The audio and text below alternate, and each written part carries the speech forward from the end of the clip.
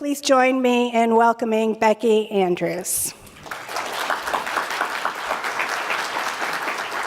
We are happy to be here with all of you. And just going to kind of share some of my experiences of my journey of losing my eyesight. I have retinitis pigmentosa. And so I hope that you can relate. I think that we share some things in common, so I hope that you can relate to some of what I share, and that after you have we have an opportunity to meet out there too. So got a little wanderer, maybe. When several years ago, I was asked to do a presentation on coping with vision loss. And I had several things laid out, all the things that had helped me, all the different tools, was geared up to give this presentation. And not too far into it, someone raised their hand in the back, a woman, and said, "I don't want to cope, I want to thrive." And it took me by surprise for a minute, because I had my speech all laid out, but I made a mental note of the difference of those two words. And I wanted to talk about how we thrive in life. You know, when you think of cope, we have times when we're coping, when we're getting by, when we're doing the best we can. And if you've read my book, there's times where I felt like I was coping. I was learning how to live a joyful life with vision loss. But when we get to that space of thriving, it's such a much more empowering experience. It's where we're engaged and enjoying life and feeling like we're giving back and we're connected. So I want to share some of the tools that I feel like have helped me thrive in life, and I hope that they might help you as well. Sometimes I know I wondered if that was possible with vision loss, when I had to quit driving or do some of those things that I thought were pretty essential. I wondered if I could thrive, and I learned that certainly we can thrive. We returned home on Monday from an incredible trip to Israel and Jordan, and while we were there, kind of had this talk in the back of my mind. And so one of the experiences we had really resonated with me that I want to share. I didn't have my guide dog. Georgie was at Guide Dogs for the Blind, being well taken care of. So I was cane in hand with my husband on an adventure. And one of my bucket list items was to ride a camel. And I didn't know much about that. And so when I got on the camel, my husband mentioned to him, now she's blind, you know, because I thought, I don't know do you steer a camel? I wasn't quite sure how I was to manage this camel. And they very unfazed said, okay, you know, and I quickly learned that wasn't a big deal. You didn't need to be able to see to ride a camel. But I quickly became intrigued with this remarkable animal that was trudging through this hot, rugged terrain. And I realized, just like each of us have a lot of we have what we need. We have the capabilities to thrive, that a camel has just what it needs to thrive in the rugged environment. Without going into all the details, their large feet help them be able to navigate even when it's on an angle. There was a point where we were walking a little bit on an angle, and I'm visualizing me tipping over with this on this camel, and I was reassured that no, they have a wide base, so they can manage that. Their eyelashes, which, are beautiful, long, curly, also help them keep out the dust. Their cute, smiley face, has a purpose to it. Their bone on their forehead serves like a sun visor. So they have all these attributes that help them thrive in this pretty rugged, intense terrain. They can go a long time without water, without food. So I wanted to kind of compare that again to we also can thrive. We also can do well under difficult circumstances. So I love the word resilient. And you can see by the name of our business, resilience. And we've all had experiences in our lives where, like it or not, we've had to be resilient. And that's the capacity we have, that we get stretched. And I've got my tether up here as an example, where we get pulled and we get stretched. We get a lot put on us, a lot of losses, a lot of experiences. And we become transformed by those. We have the opportunity to learn and grow from those experiences. So there's a lot of different factors that help us be resilient. And I'm just going to kind of go through those and tell some experiences that came to my mind in my journey. And I think you'll probably have some that you can relate to. So one of the first ones is being able to articulate our feelings, having some way that we get to express how we're feeling. As we know, when we experience a loss, whether it's vision loss or so many life changes that we experience, we have a lot of emotions that go with that. We have times of feeling sadness, of feeling what if, anger, discouragement, even loneliness, and kind of wondering, how am I going to do this? And having a place that we can feel support and feel connected and feel like we can express ourselves is pretty important as we're bouncing back. I tell clients, we have to let out those emotions so that we have space to feel the pain. We can't just keep them stuck in there. So having a place to process our feelings. I love quotes. One of my favorite ones that goes along with this part is from Elizabeth Kubler-Ross. And she says, "The most beautiful people we have known are those who have known defeat, known suffering, known struggle, known loss, and have found their way out of their depths. These persons have an appreciation, a sensitivity, and an understanding of life that fills them with compassion, genuineness, and a deep loving concern. Beautiful people do not just happen." The next piece in being resilient is being proactive and open to growth. And certainly, all of you being here today is such a proactive decision that exhibit hall, all the different resources that we have, helps us be proactive and to know what our options are.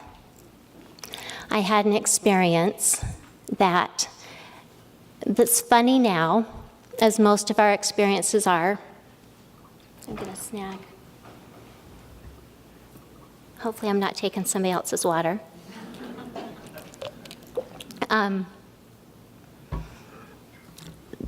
In this situation, I'm going to tell a little experience that nudged me into being proactive. I was a young mom. My vision was, as probably many of you know, with retinitis pigmentosa, your vision starts closing in more, getting fuzzy. So you adapt, as we do. We adapt and get used to it. This seems kind of what I can see, it's okay. And I had turned in my license, but yet was still going, gosh, I can kind of see. Maybe I guess I can't drive, but it feels like I can kind of see. And walked over to a friend's house and was coming back and was kind of looking down the sidewalk, watching to see if my kids were coming home from school yet. And I walked smack into a stop sign and was knocked down. And as you know, when something like that happens, at first it's like, who saw? Did anybody see me? What did I just do? And then I realized I was bleeding, and that I had just walked into a stop sign. So the next day, I made that phone call to the Blind Center, like I'm sure many of you have done, and began that journey of being proactive, of learning what my options were, what tools could help me. I literally had to stop. I was stopped and reminded that I needed to do things a little differently. I couldn't clutch on to the way I was doing things. I needed to learn the tools that were out there. And so we thrive by being open to make those changes. My latest journey that I'm learning Braille, and I left class the other day, and I said, "This feels like a marathon." I feel like I am working so hard to read this. It felt like a marathon, but I also want to be able to read my notes more effectively, so I know that it's part of that journey and part of being, open to growth and that change. Another key part of thriving is being around people that believe in us. Those healthy, reciprocal relationships. I've certainly been blessed with a lot of those people in my life. 3 of them are sitting on the front row here. My husband is certainly, every step of the way, yeah, you got this. What do I need to do to help and support you? And I think that's so important. We need to be able to give, and we need to be able to receive. And one example that comes to mind for me is when I started running. And this is kind of a funny little note, but it's part of the journey. I started running the summer I broke both my arms. And you can see you can't do a whole lot if both your arms are broken. But my legs were good. My legs were healthy. My body was healthy. And so we created a tether. And I started running. And it kind of became this new world. This new door was opened up. And so I needed to find some friends that were open to being my guide. So Steve and I were running along one day, and a friend from the neighborhood started running with us, and we came back, and Steve said, "I think you could keep up with her." And so, we asked, and sure enough, she's become one of my guides for several years. But there's a couple important things about Brenda that fit in with this part. Brenda was the one that, as we're running along, she said to me, "I think you could run a marathon." And my response was, "Really? A marathon? How do you do that?" And she was there saying, "I'll get us a training plan. I've done that. I'll show you how. It's just a step at a time we can do this." And then a little bit later, she says, I've looked it up, and I've been studying how to be a guide. I think we could run Boston." And again, "Really? There's no way. I'm just," and she's like, "No, really, we could do that." And so we ran Boston, and And it was pretty incredible to be at that starting line with her and have someone that so believed in me. And I think that's so important for each of us as we thrive, to have people around us that say, you know, you got this. We might need to get a little creative. I might need to do a little bit of research. She kind of studied on how she could be a good guide, and when it gets really crowded, and you know, we fell a few times, but we realized that we could do it. And it was thanks to her, you know, believing in me that was a possibility. Another key part of thriving is to celebrate who you are, to be authentic. I don't know if any of you have experienced that journey of starting to use a cane. For me, that was an adjustment to pull that out. And even though I knew it was going to help me and help me be safe, it was a little bit of an adjustment. And I remember being at the basement of Crossroads Mall in Salt Lake, having a heart-to-heart with my orientation and mobility instructor and saying, I just don't know. I don't know if I can do this. And she said, she was very matter-of-fact. She said, well, is it helpful? Well, yeah, I haven't bumped into as many things. It's helpful. Well, do you have support from your family? Oh, yeah, they are thrilled. They are so happy that I'm using a cane. And then she says, well, I think you need to be true to who you are. And that stuck with me. Even though I still took some time to navigate using that cane, I realized that was just a tool that I needed to use that was going to help me. And it helped me immensely. And then 20 years ago, I started the journey with a guide dog. That is an incredible, beautiful experience of thriving that I'm so grateful for. I think that when we experience vision loss, we become very creative. That next step of generating alternatives, finding a way. How many times we've had to go, okay, plan A is not working. Where's plan B? Where's plan C?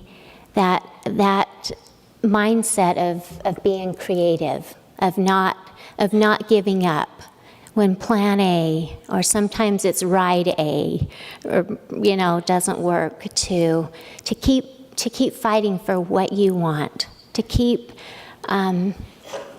working hard. My husband said, you could spend the whole time talking about your fight with your career, that tenacity, that grit to say, this is what I want to do, and I'm going to keep working on that, and I'm not going to let a no deter me. I'm going to find a way.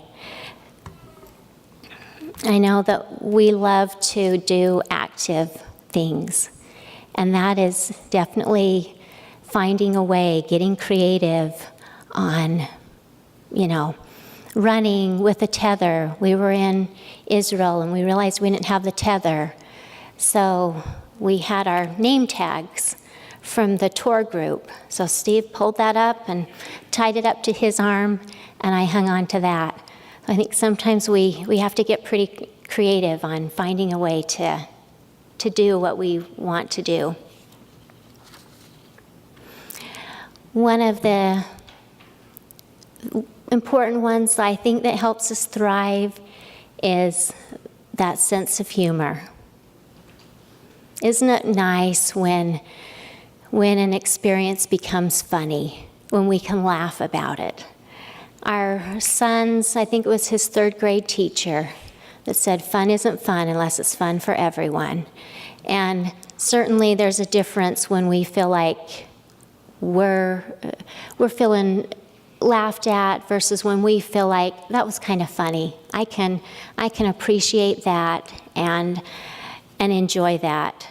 They say when we can notice humor in a situation, that it helps us kind of become step away and be in an observant role. I was trying to think of a few recent funny experiences.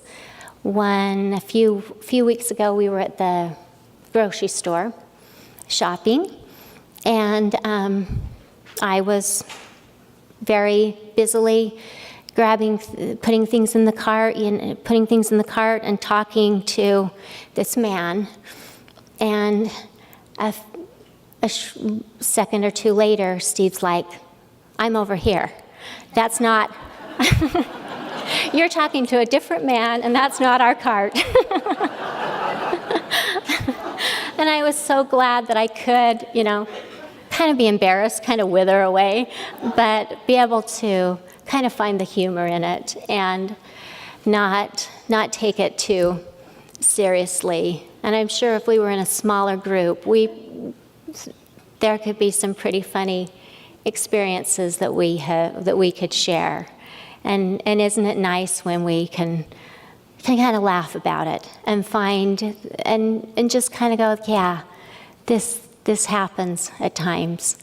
I laughed that for 2 weeks this group was kind of watching out for me, and we did some hiking, and one of the guides, he grabbed me and he was going to make sure I was safe. We get home, we're unpacking things. I walk into our door at home and got a black eye. So, and I told one of the guides, I said, well, most accidents happen in your own home, not realizing that I was going to play that out. Another important thing as we're thriving is to seek the gratitude, find the gratitude in our life. And that doesn't mean, I tell clients, our gratitude doesn't minimize our grief. It doesn't take away from our loss. They're different experiences that we carry, that we need to process our grief, we need to process our losses, but we also need to take time to just stop and think about the gratitude that we have in each day, the things that are going well, the things that are going right. Some days it's kind of pretty easy to go through the things that are hard and are not working right, but when we take a minute and, experience and notice what's going well. I know I picked up Georgie after not having her for 3 weeks and feel such a deep gratitude for walking to the elevator, find the elevator outside, and not having that for 3 weeks has been such a reminder about what a blessing a guide dog is and how much I love and appreciate her.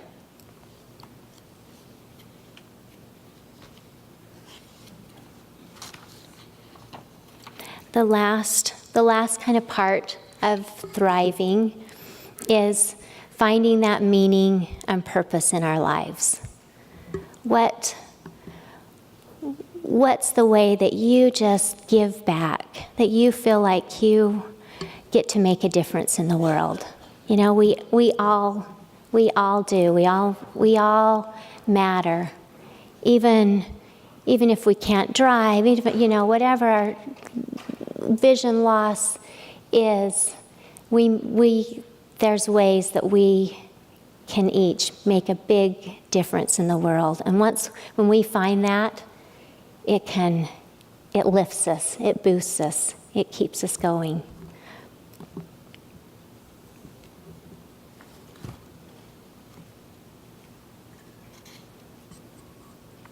I want to share just a few kind of personal experiences. I was actually a little quicker on my resilient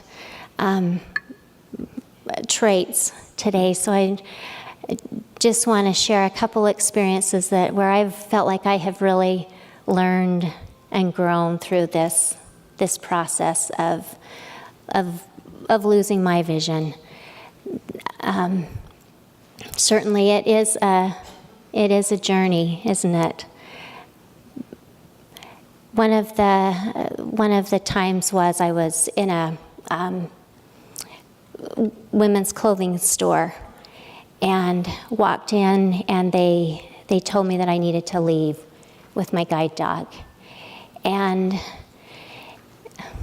you know the drill. I don't need to explain all the different circumstances, but it was an opportunity to assert myself, to stand up and say that I have the right to be here, and to also go back and educate that store. To, after a little bit of time, to go back and educate that store and help them understand how they could help and what someone that's blind needs when they come in and shop. And so I think that advocating is kind of a role that we get placed in at different times in this journey. And I'm